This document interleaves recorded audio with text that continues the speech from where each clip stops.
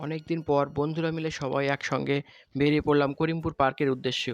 যেতে যেতে কাঠালিয়াতে একটি চায়ের দোকান, সেখানে চা খেলাম আমরা। চা খেয়ে একটু আড্ডা দিলাম।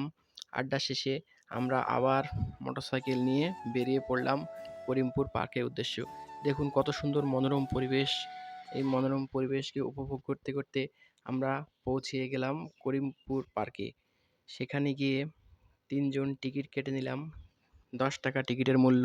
টিকিট কেটে আমরা ভিতরে যেতেই দেখি সুন্দর মনোরম একটি পরিবেশ। স্না দেখুন কত সুন্দর পরিবেশটা। ওখানে সবাই আসছিল পার্কে। তখন বাজে ৩:৩০ ৪টে। একটু রোদ ছিল পার্কে, সেজন্য লোকজন কম ছিল। তারপর আমাদের কিছু খেতে ইচ্ছে করল। দেখলাম পার্কের ভিতরে একটি রেস্টুরেন্ট আছে। খুব সুন্দর বাঁশ দিয়ে তৈরি। চারিদিকটা খুব সুন্দর ছিল এবং খুব মনোরম পরিবেশ। সেখানে আমরা কিছু খাবার অর্ডার করলাম।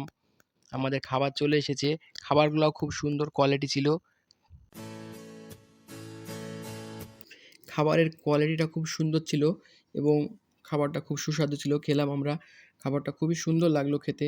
তারপরে আমরা বেরিয়ে পড়লাম পার্কের বাইরে। পার্কের বাইরে বেরিয়ে দেখি সন্ধ্যা হয়ে গেছে এবং পার্কের বাইরে সন্ধ্যার মুহূর্তটা দেখুন কত সুন্দর লাগছে। আসি। আজকের ভ্লগ এই পর্যন্তই। দেখা হচ্ছে আবার পরবর্তী ভ্লগে।